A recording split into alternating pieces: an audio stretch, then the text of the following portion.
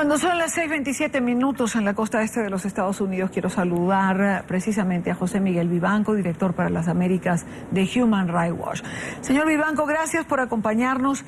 Yo comenzaría preguntándole, justo con el final de este micro que acabamos de ver, si no hay tiempo, si el tiempo se ha terminado, si la crisis por la que atraviesa Venezuela en relación a alimentos, a medicamentos, para no entrar en la crisis política, está a la vista de todos, ¿por qué no se logra una reacción por parte de la comunidad internacional? ¿Por qué Almagro, el secretario de la Organización de Estados Americanos, no ha logrado, aún presentando ese informe contundente, que reaccionan los países que la conforman? Bienvenido, buena tarde.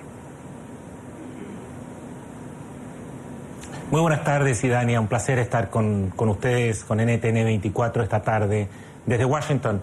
Te diría que tu pregunta es de la mayor importancia, y lo es porque las razones que explican la falta de interés, de atención por parte de la comunidad regional y en especial de las democracias más sensibles, más abiertas a trabajar los temas de derechos humanos en América Latina, se debe a que creo que, por muy sensibles y muy interesados que estos gobiernos hoy día estén, prefieren sacarle el cuerpo a la jeringa.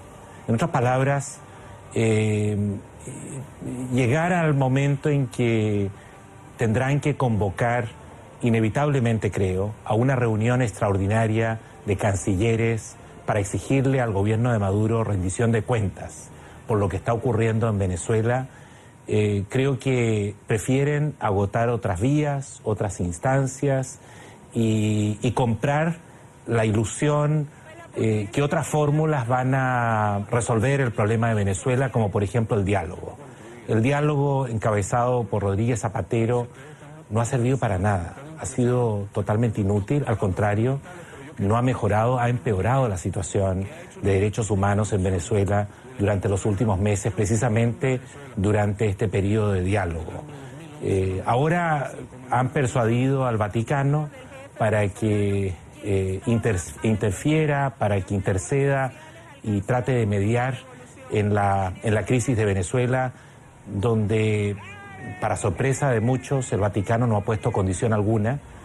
Y lo cierto es que creo que el problema de Venezuela no es falta de diálogo, no es un problema que uno pueda intentar resolver con la promoción de unas conversaciones entre oposición y gobierno, porque los actores, tanto de oposición y gobierno, no están en posiciones similares, equivalentes. Tampoco hay una responsabilidad compartida respecto a la crisis humanitaria, la crisis política de Venezuela. Aquí la asimetría es enorme entre gobierno y oposición. La oposición y la sociedad civil y los pocos medios independientes que subsisten son víctimas de un régimen cívico-militar que ha acumulado unas cuotas enormes de poder. No hay institución democrática capaz de frenar estos abusos o de sancionarlos o prevenirlos en Venezuela, porque el Poder Judicial ha sido cooptado. Es un cuerpo de jueces abyectos que simplemente obedecen las instrucciones de Miraflores. En tales circunstancias, si el diálogo no es capaz, a priori, de producir la liberación de los presos políticos, de terminar con la censura, de restablecer un mínimo de ordenamiento democrático, de Estado de Derecho, en el sentido de que haya instituciones capaces de frenar estos abusos, cosa que no ocurre con el Poder Judicial, ni menos aún con el Consejo Nacional Electoral en Venezuela.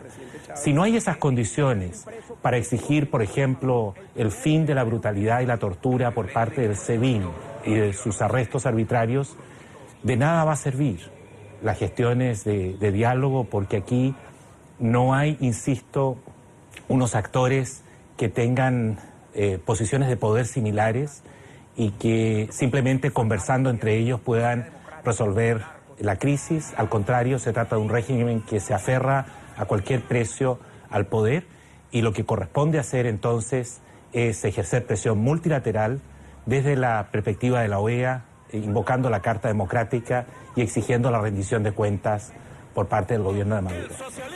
Cuando uno revisa, señor Vivanco, lo que ha ocurrido en los últimos días en Venezuela en relación al revocatorio, cuando escucha el pronunciamiento de los funcionarios del gobierno de Nicolás Maduro, creo que muchos han llegado a la conclusión, por lo menos es lo que recogí en un evento de expresidentes que se realizó en Miami hace unos días, y uno de los temas era Venezuela, que ha llegado la hora de dejar los eufemismos de lado. Es decir, ha llegado la hora de llamar a las cosas por su nombre, ha llegado la hora de decir que en Venezuela hay una dictadura. Pero sorprende que paralelamente a esto, el Vaticano inicie su mediación en este proceso de diálogo. ¿Cómo convencen al Vaticano con todas estas pruebas de las que usted mismo habla? La tortura, los presos políticos, la crisis humanitaria que implica medicamentos, falta de alimentos, la represión hacia diferentes sectores sociales.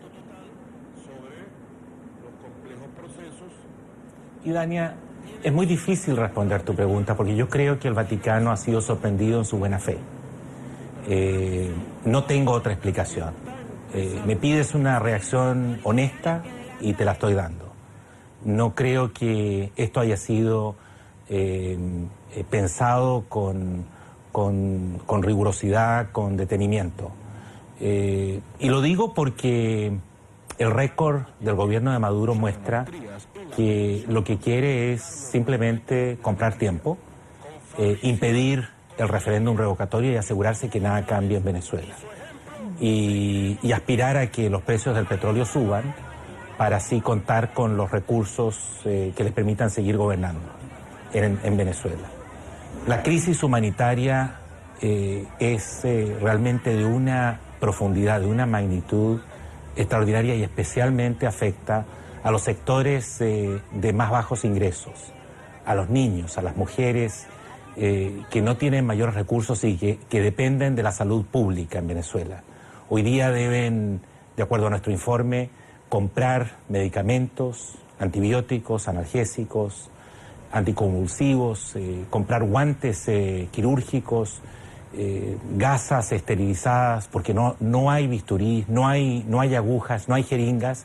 Traerlo todo eso y comprarlo en el mercado negro a precios exorbitantes, sin ninguna garantía de calidad. En otras palabras, puede tratarse de medicamentos o de insumos que están vencidos, pero eso es lo que hay. Y en esas circunstancias están operando enfermeros y médicos en Venezuela, con un gobierno que además, por razones ideológicas, se niega a reconocer esta realidad y a pedir y a implorar ayuda del extranjero, colaboración, cooperación internacional que existe para paliar esta crisis, porque no está dispuesto a aceptar su fracaso. Eso me parece que es de una irresponsabilidad enorme, y en esas circunstancias, si esta gestión que está haciendo, por cierto, de buena fe el Vaticano, en los próximos días no produce de inmediato resultados que dependen única y exclusivamente de la voluntad del gobierno de Maduro, creo que esa gestión va a fracasar como han fracasado otras. Ahora, volvamos al informe que presenta Human Rights Watch. Ayer escuchaba una entrevista que hacía Fernando del Rincón, por cierto, a el defensor del pueblo venezolano, Tarek William Saab. Mencionaba el informe y algunas cifras, y el defensor del pueblo decía: ¿y cuáles son las fuentes de Human Rights Watch? ¿Son fuentes confiables las que se usaron para elaborar este informe?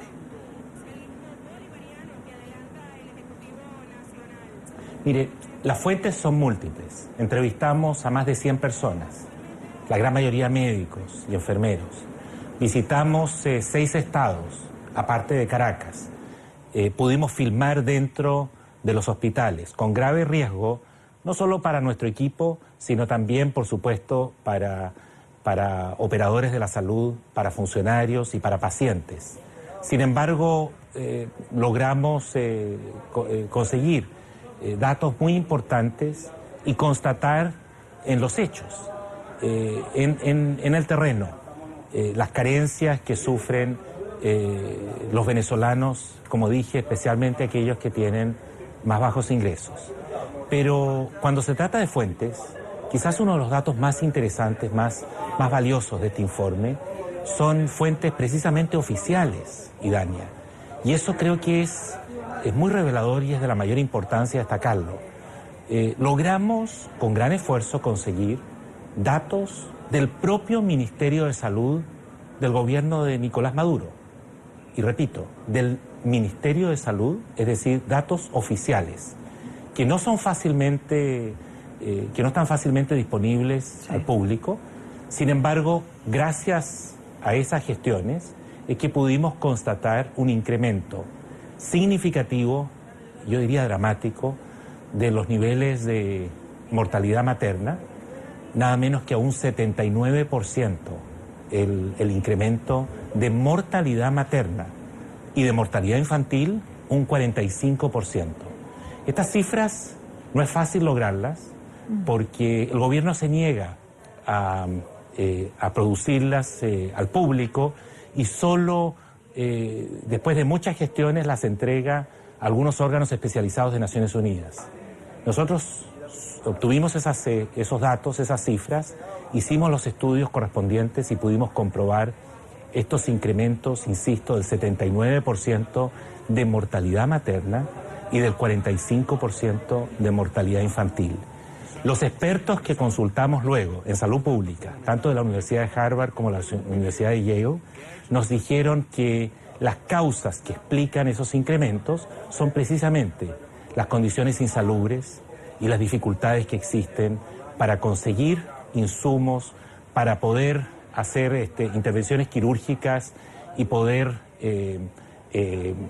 dar los servicios mínimos con la higiene requerida y con los antibióticos y con las medicinas que son necesarias cuando se practican intervenciones quirúrgicas en los hospitales, donde además se está incrementando las infecciones intrahospitalarias. Sí, es una situación absolutamente dramática la que se está viviendo en Venezuela, en este sector sobre todo. Ahora, por supuesto, el informe refleja, digamos, la represalias que ha tomado el gobierno venezolano contra aquellos que le critican. Y aquí le quiero preguntar, ¿va a seguir Human Rights Watch de cerca, por ejemplo, lo que va a pasar con las personas que dan la cara y declaran en este informe? Porque sabemos que hay otros que en videos particulares se han presentado y sufren el acoso del gobierno a posteriori. Por supuesto que sí. Nuestro compromiso es con la causa de los derechos humanos en Venezuela y en todo el mundo. Y aquellos que se atreven a denunciar, tanto frente a nuestras cámaras o frente a otros medios de comunicación nacionales o internacionales, lamentablemente asumen riesgos, y riesgos muy serios, que pueden afectar su libertad personal, pueden significar persecución, acoso, intimidación, golpizas, arbitrariedades de todo orden, sin que exista amparo por parte de autoridades judiciales, porque el Poder Judicial está totalmente subordinado al régimen. En esas circunstancias, nuestro compromiso, por cierto, es seguir examinando con el mayor rigor y con la mayor objetividad la situación que se vive en Venezuela y, por cierto, también seguir muy de cerca los casos documentados, pero también los testimonios recogidos para tratar de impedir, de evitar que aquellas personas que voluntariamente, de buena fe, participaron en estos videos y nos cooperaron, no sean objeto de represalias mayores. Quiero agradecer a José Miguel Vivanco, director para las Américas de Human Rights Watch, por estar con nosotros estos minutos en NTN. Buena tarde, señor Vivanco, gracias. Al contrario, un placer estar con NTN 24.